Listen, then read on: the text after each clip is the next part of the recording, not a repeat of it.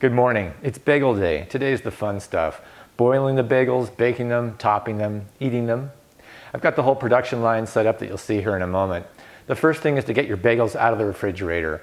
It's going to take roughly a couple hours for them to come to ambient temperature and finish proofing. I find that moving the bagels from the cookie sheet to a flour-dusted wood surface works best. If you keep them on the cookie sheet, as they warm up and soften, they'll stick too badly to the sheet. And same as yesterday, I'm going to dust them lightly with flour so the plastic doesn't stick to them.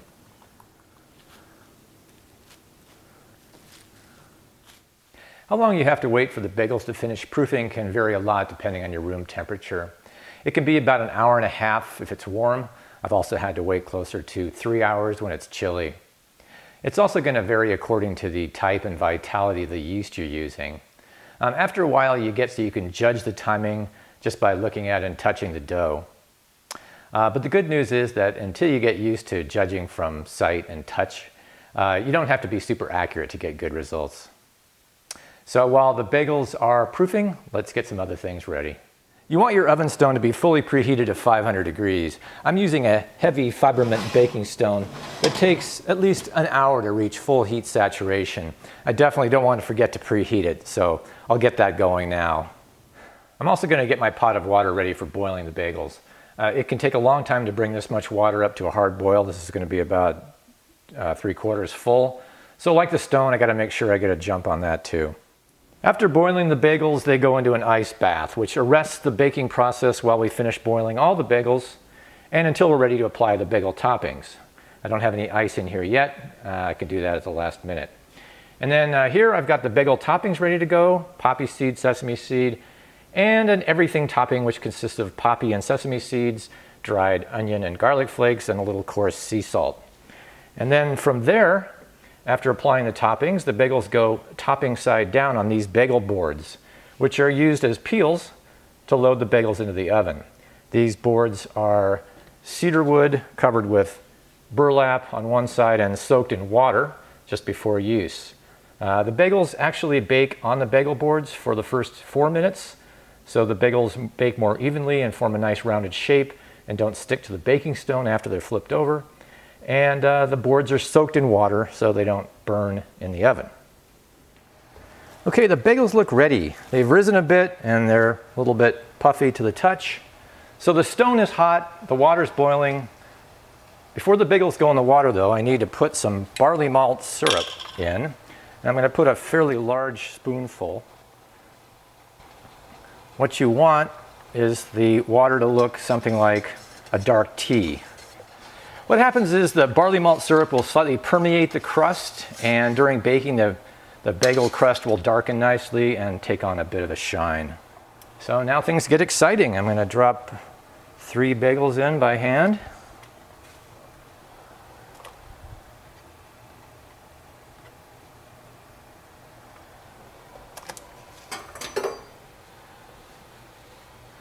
What boiling does is it sets the crust,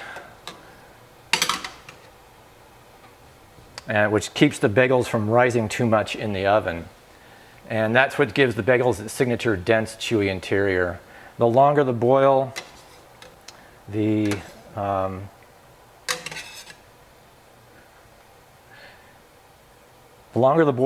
thicker the crust and the denser the bagel. So boiling times can range from a half a minute to 3 minutes. And so you can play around with the boiling times to find the texture that's best suited for you.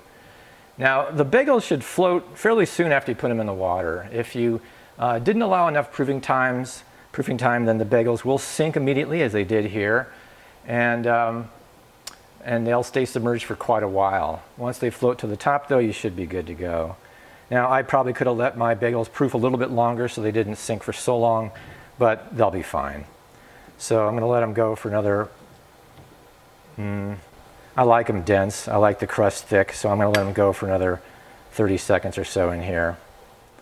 And now into the ice bath.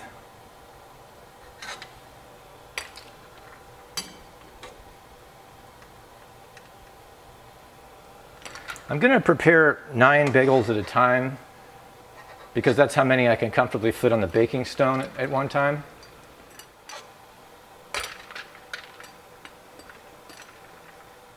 Okay, once I've got the 9 bagels in the ice bath and they've chilled nicely, it's time to put on the toppings. And you have to be a little bit delicate with this.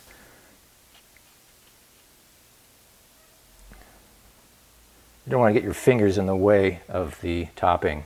And you're going to put the toppings topping side down on the bagel boards.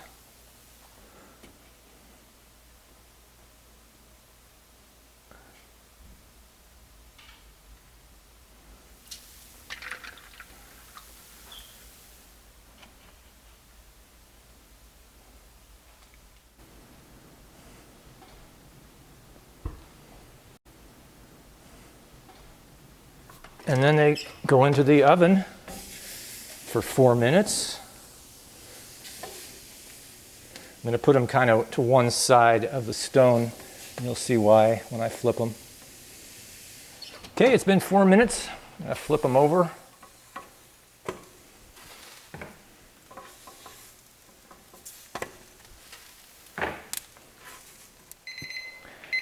Okay, it's been 18 minutes total, and the bagels are a nice golden brown, so they're done.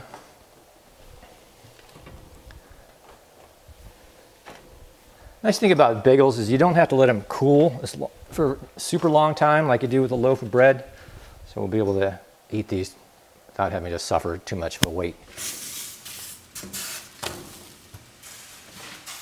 Here are the last 3 bagels. Golden brown, beautiful.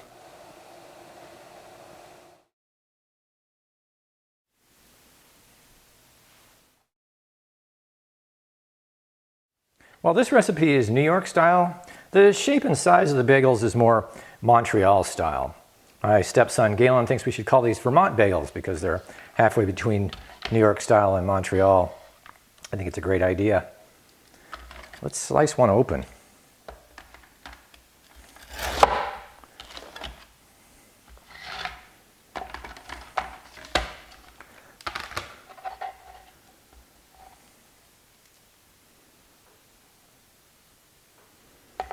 And apply a little Neuchâtel cheese.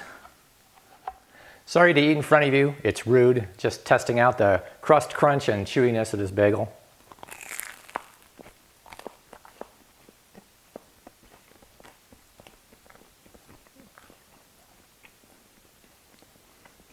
And they're both nicely present here